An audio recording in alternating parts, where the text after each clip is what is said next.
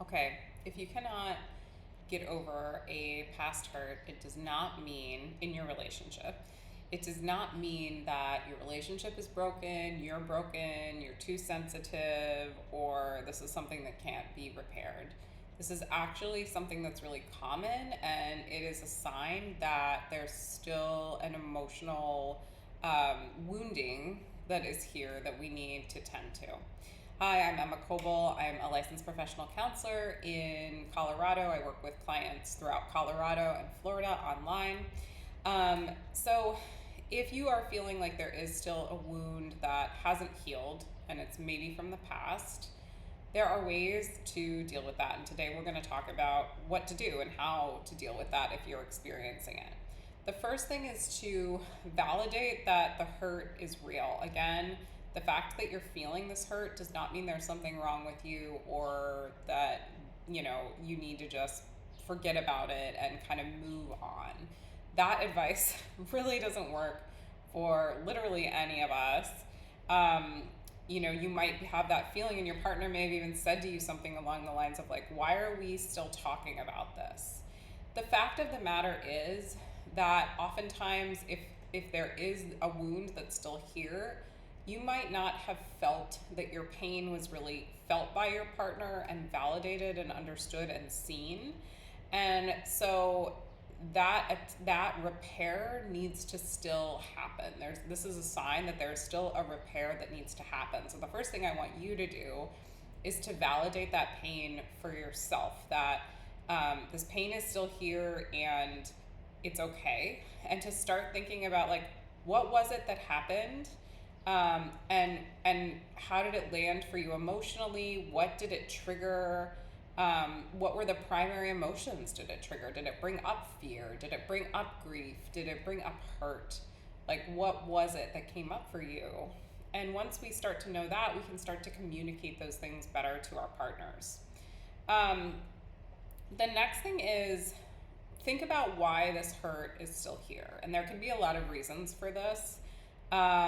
Is it that it doesn't feel like my partner really understood or got it when I brought it up before? Is it that my relationship isn't feeling like a safe or a secure place? Is it feeling like, I'm not really reassured that my relationship feels like a safe place now? Or is it that the behavior really hasn't changed? Like, we've brought it up before, but the same behavior is here.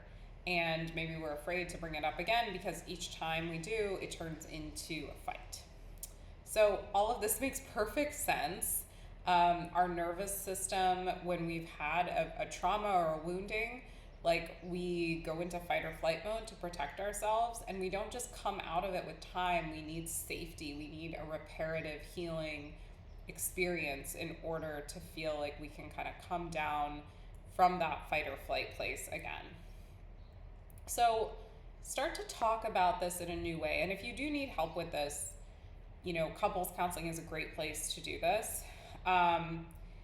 It can be so hard if we've tried to talk about the past hurt, and it didn't go well. It can feel so discouraging, and like there's no way to bring this up that we're gonna be seen and understood. This can be helped by changing how we're talking about things. And if you haven't seen it, go back and watch my video about a foolproof communication method for lowering partners' defensiveness, because that could be really helpful here. The conversation, we really, like, how we talk about it can determine how safe or unsafe the conversation feels. So I would really recommend using nonviolent communication in however you talk about this. So first of all, like, set the stage, choose a time that feels safe, where it's neither of you are where you're both feeling pretty calm and good.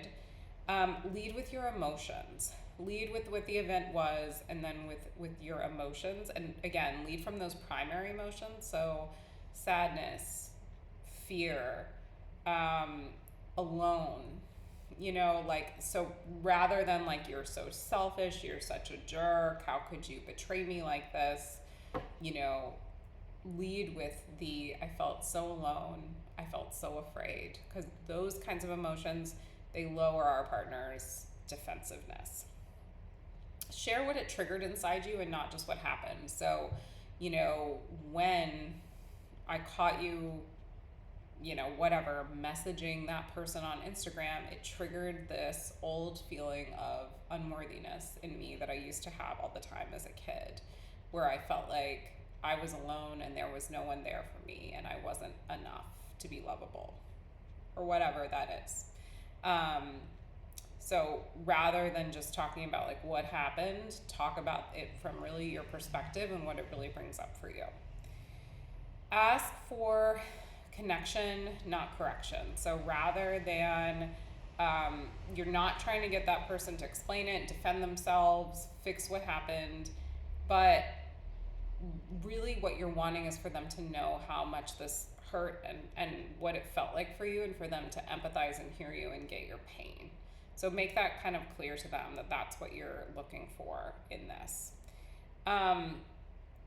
Okay, so the next thing, and this could be something that you can get a help with from a couples therapist, is to invite your partner into this repair process for you.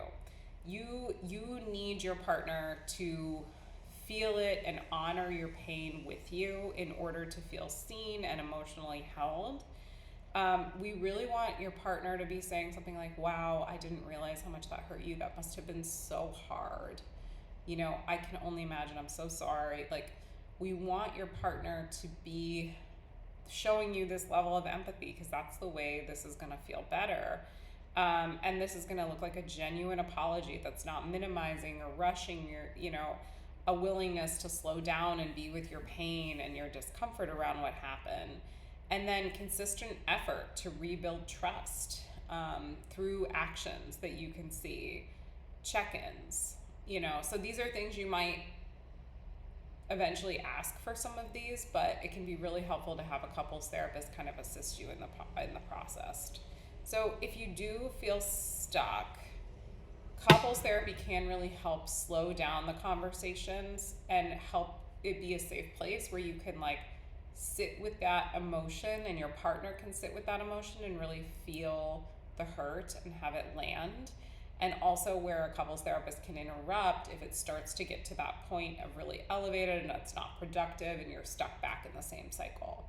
So if you do live in Colorado or Florida and you want help in your relationship, feel free to reach out for a free consultation, and have a good day.